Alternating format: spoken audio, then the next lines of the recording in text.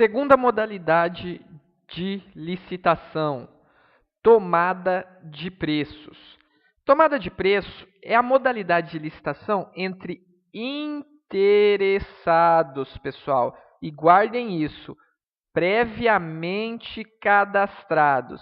Então, o que caracteriza, é bom enfatizar, o que caracteriza a tomada de preço é que são interessados previamente cadastrados. Ou seja, já existe uma habilitação prévia, certo? Perante a administração contratante.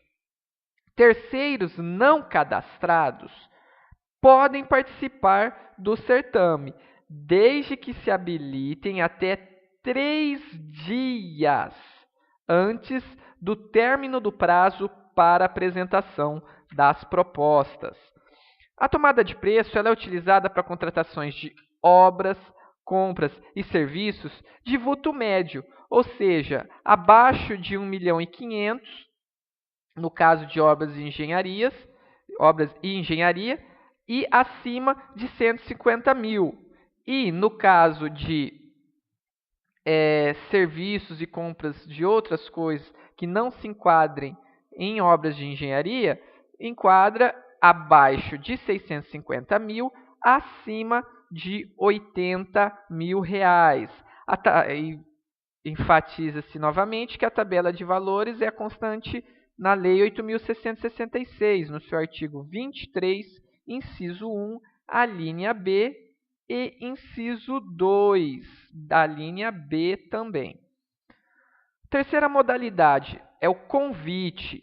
Convite é a modalidade de licitação utilizada em contratos de pequeno valor e está ali disposta no artigo 23, inciso 1, a linha A, e inciso 2, a linha A, da Lei 8.666 de 93. E ela é aquela em que a administração contratante envia cartas convite a pelo menos 3 interessados, salvo se não houver justificadamente 3 fornecedores. Então, eu tenho que enviar pelo menos 3. Eu não envio 3, eu vou repetir o convite, tá, pessoal? Para que apresentem as suas propostas de licitação. Demais interessados não convidados podem se habilitar? Podem, em até 24 horas antes da abertura das propostas. Para possibilitar o conhecimento de todos, o órgão licitante ele vai fixar a cópia dessa carta convite em local apropriado. Ou seja, eu além de convidar 3, eu tenho que colocar a cópia da carta convite em um mural de entrada do órgão, em um local que seja divulgado. Tá? Para aí, se uma outra pessoa quiser participar, ela participa nessas condições. Então, lembre-se, concorrência é aquela para todos os interessados. Tomada de preço para aqueles previamente cadastrados. E a carta convite, eu entrego 3 convites. Eu escolho 3 pessoas e 3 empresas e envio, podendo participar aqueles que não receberam o convite, vendo o edital publicado em local apropriado. Próxima modalidade, concurso. Leonardo, concurso que está especificado na lei de licitações é a mesma coisa do concurso que eu faço para virar um servidor público? Não, pessoal, não é. Gravem isso que é muito importante. O concurso disposto na Lei 8.666 não é o concurso público para provimento de cargos no serviço público, pessoal. É diferente. Bom, então o que é o concurso da Lei 8.666? É uma modalidade de licitação utilizada para a escolha de trabalhos técnicos, científicos ou artísticos, mediante a instituição de um prêmio ou remuneração aos vencedores, tendo em vista o objeto a essa dispensa de um julgamento objetivo. Essa modalidade da licitação, novamente eu enfatizo, não se confunde com o concurso para provimento de cargos públicos, tá, pessoal? O concurso de provimento de cargos públicos, ele tem regras próprias e ele se destina a garantir uma igualdade no acesso aos cargos da administração, certo? Quinta modalidade de licitação, nós temos o leilão.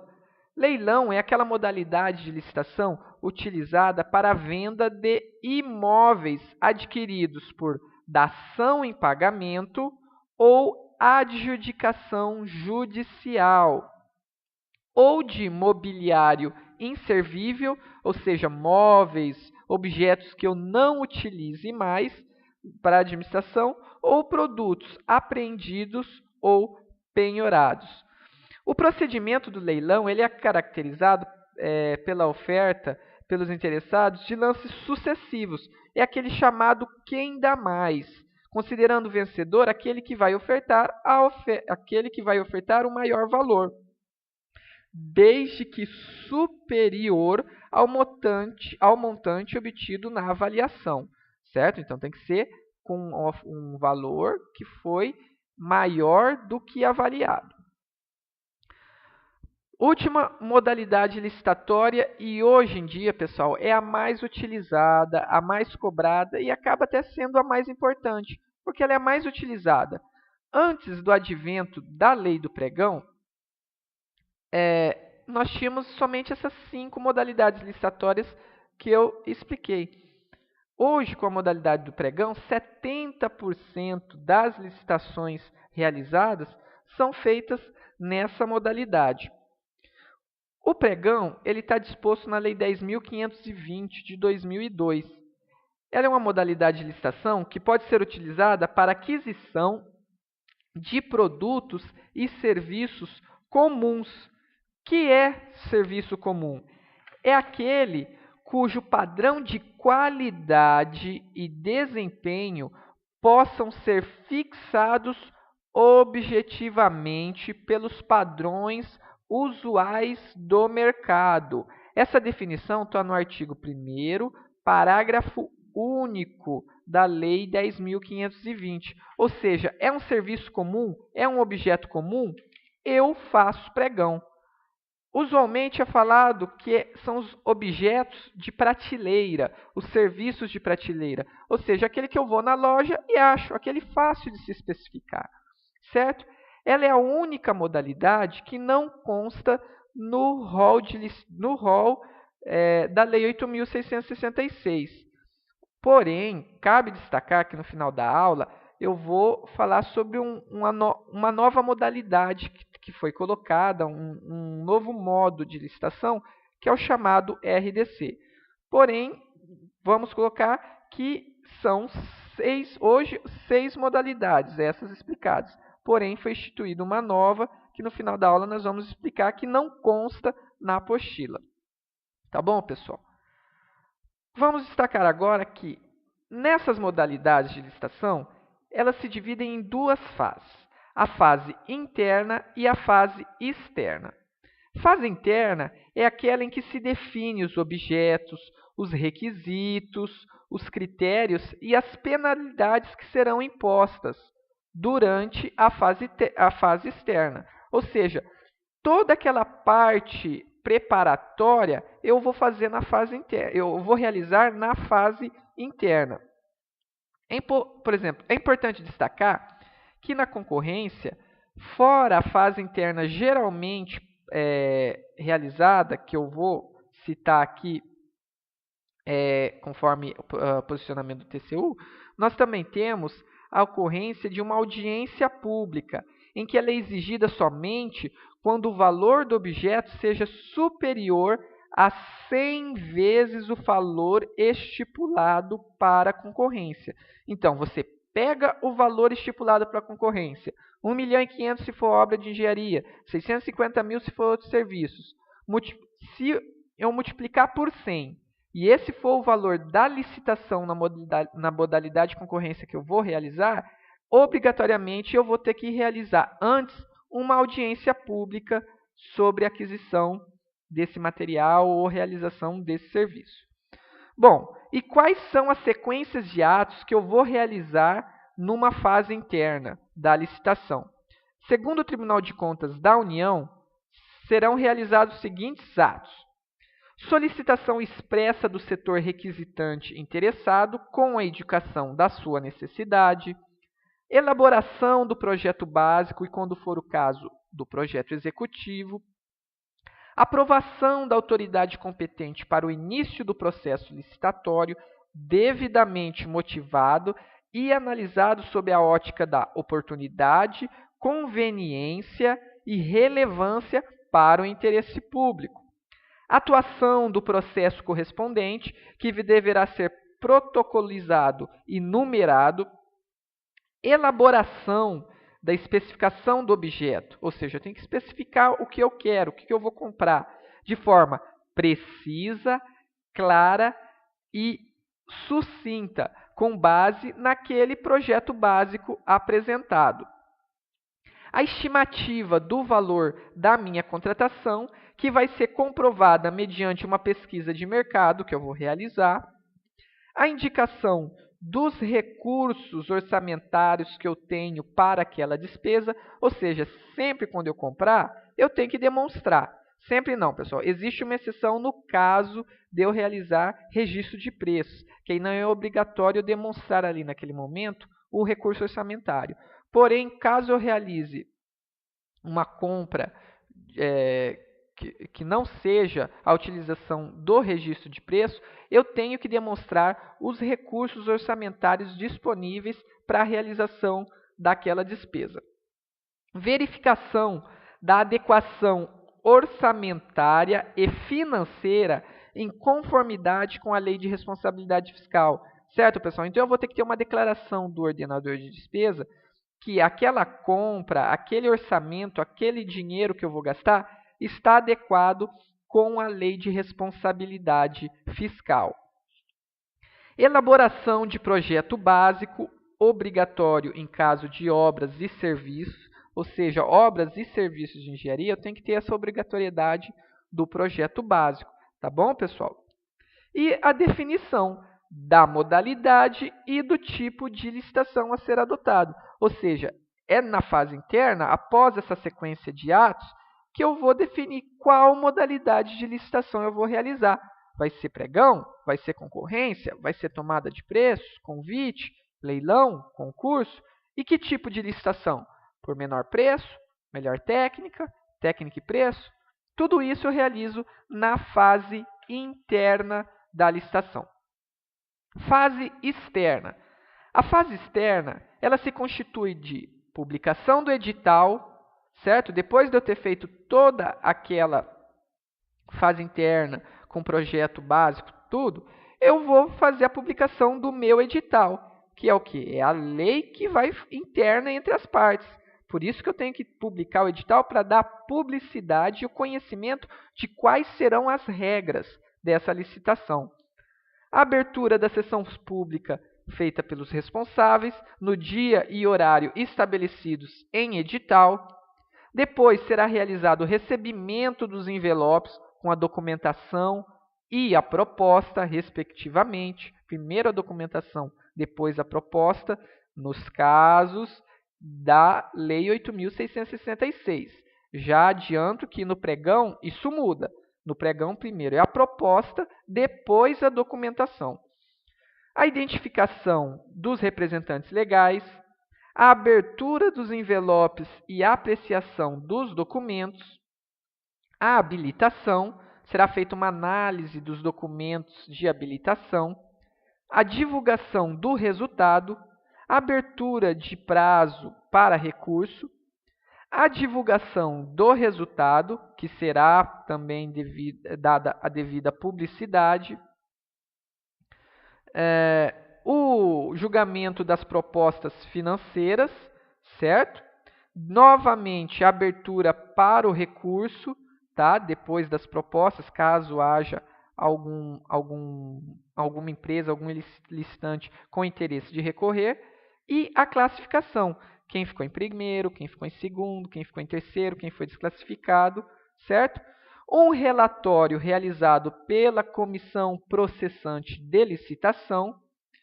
Consequentemente, será realizado a homologação, ou seja, a aprovação que aquele ato está legal, e a adjudicação, que eu vou atribuir o vencedor do objeto da licitação, ou seja, quem venceu. Publicação do edital. A publicação do edital, ela está disposta lá na Lei 8.666 e destaca-se que, nos casos de concurso e concorrência em que seja empreitada integral ou o tipo melhor técnica ou técnica e preço, o prazo para que o edital tem que ter da publicação são de 45 dias, certo, pessoal? Em se tratando de concorrência menor preço ou tomada de preços que utilize melhor técnica ou técnica e preço, o prazo é de 30 dias. Será um prazo de publicação do edital de 15 dias em se tratando de tomada de preços de menor, tomada de preço sendo do tipo menor preço ou modalidade leilão. Será de 8 dias o prazo da publicação do edital quando se tratar da modalidade pregão e 5 dias a modalidade convite. Ou seja, publicado o edital, concorrência menor preço, 30 dias. Vão ficar 30 dias aberto ali para conhecimento de todos, certo? E aí, depois desses 30 dias, será realizada a licitação. Eu posso impugnar o edital se eu encontrar alguma irregularidade? Posso impugnar o edital. O artigo 41 da Lei 8.666 especifica os casos de impugnação do edital, quando o licitante tem alguma objeção e constate falhas ou irregularidades, onde ele vai arguí-las até o segundo dia útil que anteceder a abertura dos envelopes de habilitação em concorrência, a abertura dos envelopes com as propostas em convite, tomada de preço ou concurso, ou a realização do leilão. Qualquer cidadão pode também impugnar o edital? Pode, é dado esse direito ao cidadão de impugnar a licitação por irregularidade na aplicação da lei, devendo o cidadão protocolar esse pedido até 5 dias úteis antes da data fixada para a abertura dos envelopes de habilitação, cabendo à administração julgar e responder à impugnação até 3 dias úteis, certo?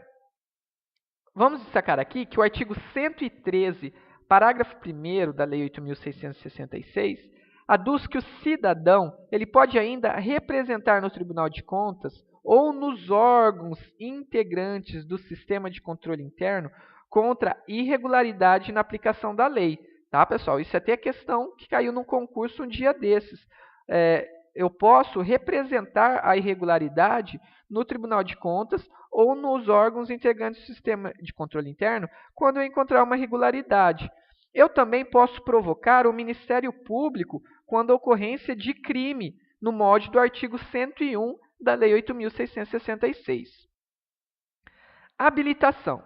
A habilitação ela se encontra prevista no artigo 27 da Lei 8.666. E dali em diante vai ter as formas de habilitação. Nós temos a habilitação jurídica, habilitação de regularidade fiscal, habilitação de qualificação técnica, a qualificação econômico-financeira e o cumprimento do artigo 7º do inciso 33 da Constituição Federal.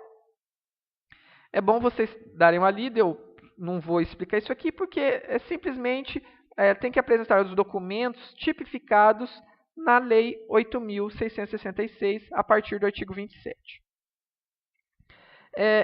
Pode acontecer a alteração da fase de habilitação, o momento? Pode. nos casos especificados da Lei Complementar 123 de 2006, que se trata das microempresas, onde a fase de habilitação, aquela documentação relativa à regularidade fiscal das microempresas e empresas de pequeno porte, elas serão apresentadas, essa documentação, no momento de assinatura do contrato, certo? Conforme observa os artigos 42 e 43 da Lei Complementar número 123 de 2006, que somente será exigida para efeito de assinatura do contrato, concedido um prazo de 2 dias úteis, prorrogáveis por igual período, para regularizar a situação caso tenha alguma coisa errada. Ah, está faltando documento. Ó, microempresa, eu te dou 2 dias para você regularizar a sua situação fiscal.